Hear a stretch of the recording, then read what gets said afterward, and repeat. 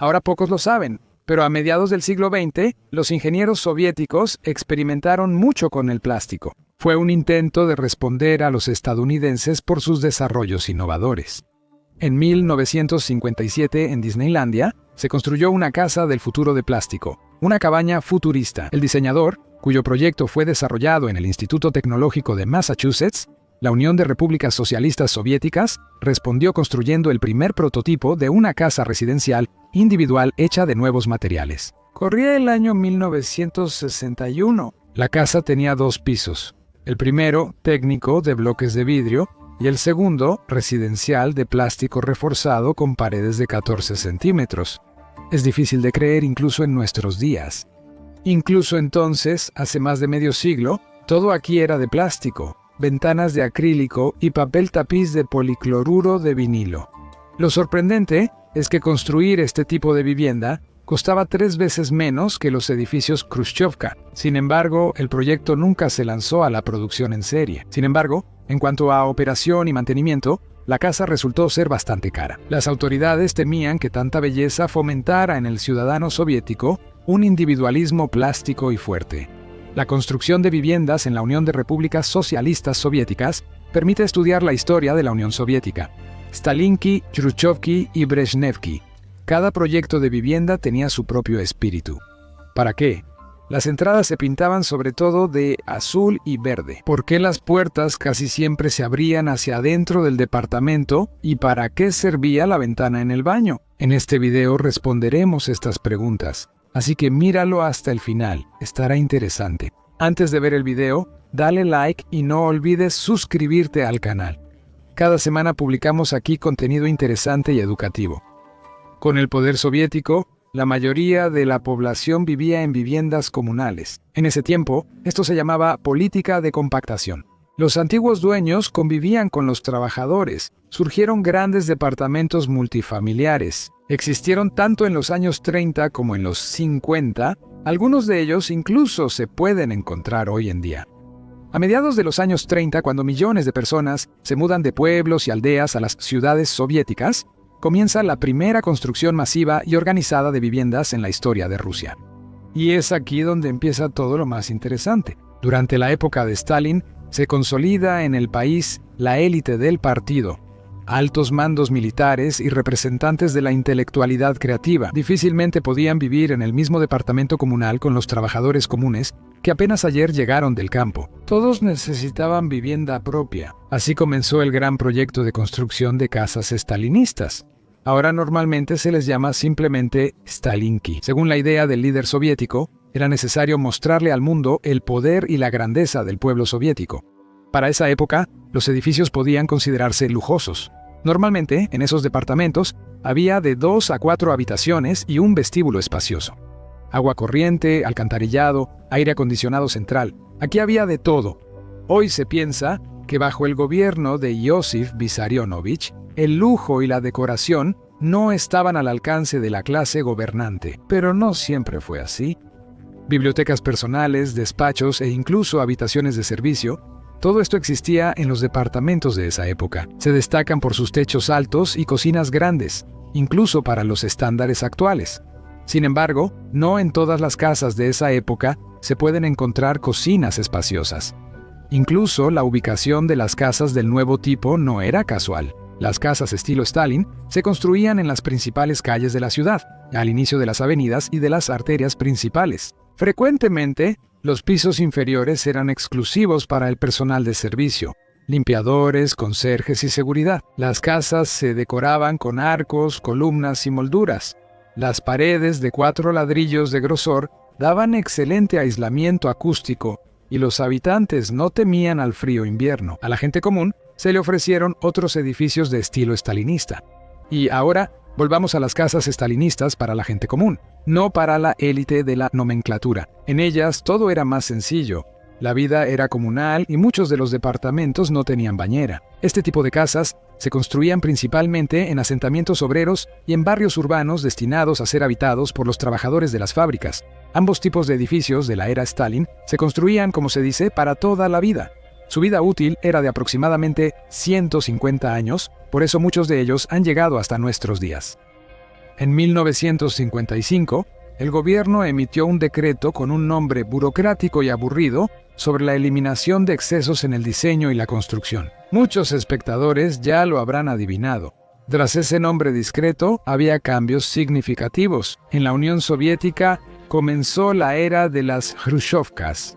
Así describió Khrushchev el derroche de los diseñadores previos. Ellos entienden la arquitectura de manera demasiado estética, como una actividad artística, y no como un medio para satisfacer las necesidades urgentes del pueblo soviético. Gastan dinero en bellezas que nadie necesita, en lugar de construir de manera más sencilla, pero en mayor cantidad.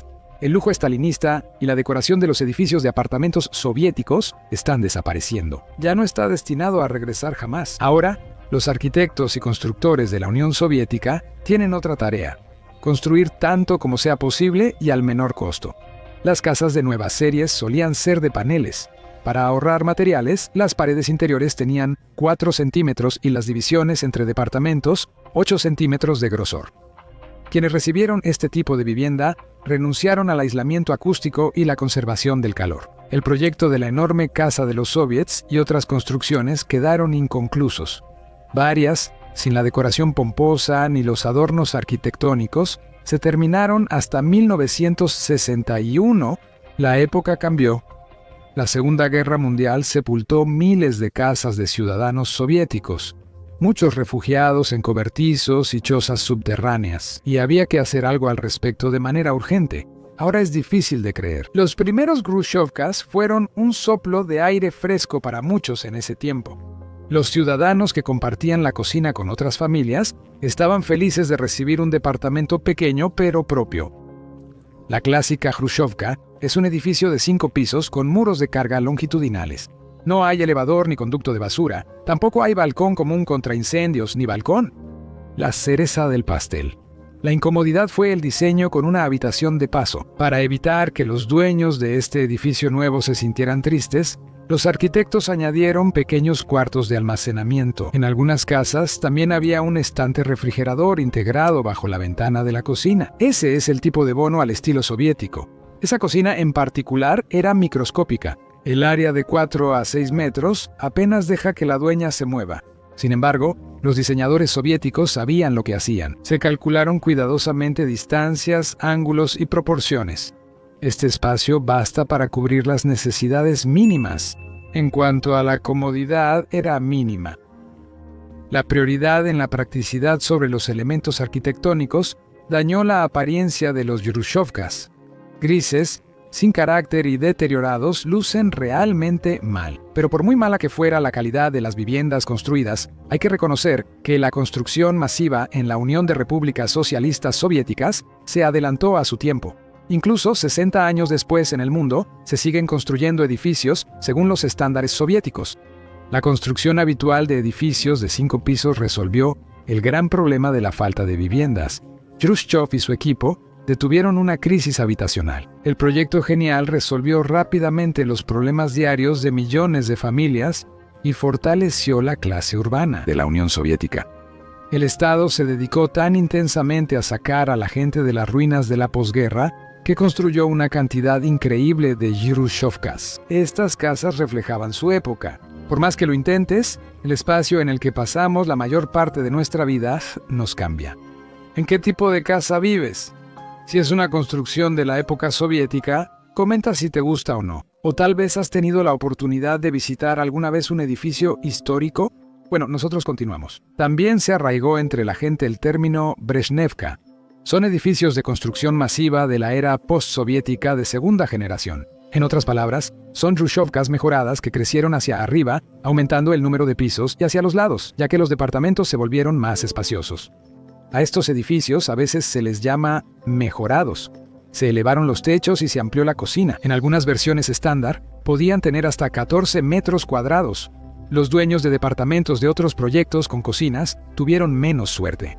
En términos generales, la Brezhnevka es el promedio entre la Stalinka, con sus departamentos cómodos, y la Khrushchevka, con su accesibilidad. En la era de Brezhnev, las soluciones de diseño mejoraron notablemente. Los departamentos adyacentes casi desaparecieron. Se incorporaron conductos de basura y elevadores, y en algunas series se usó ladrillo silicato en la construcción. Normalmente solo se llamaban Brezhnevkas, a las casas que fueron construidas durante el gobierno de Leonid Ilich. Sin embargo, en realidad este tipo de construcción se utilizó hasta mediados de los años 90, cuando ya no existía ni Brezhnev ni la propia Unión Soviética. Edificios de 5 pisos fueron sustituidos por casas de 8, 9 e incluso 16 pisos. Así se podía alojar a un mayor número de personas con un gasto mínimo. Cada tipo de edificio representa la época en la que fue construido. Desde los lujosos edificios de la era de Stalin, símbolo de sus ambiciones, hasta los Khrushchevkas y Brezhnevkas, iguales, estrechos, poco atractivos, pero accesibles para la gente común. En la Unión Soviética no solo hubo edificios típicos iguales, sino también construcciones increíbles. Así es como se ve, por ejemplo, el Teatro Musical de Omsk. Su forma sigue siendo motivo de debate hasta hoy. Desde un ángulo parece un piano de cola, desde otro, un barco con vela, y algunos incluso lo llaman trampolín. O también podemos mencionar el Sanatorio Kurpati en Crimea. Tiene piscina con agua de mar caliente, cine, restaurante, bar y biblioteca, pero eso no es lo más importante. Solo miren su forma.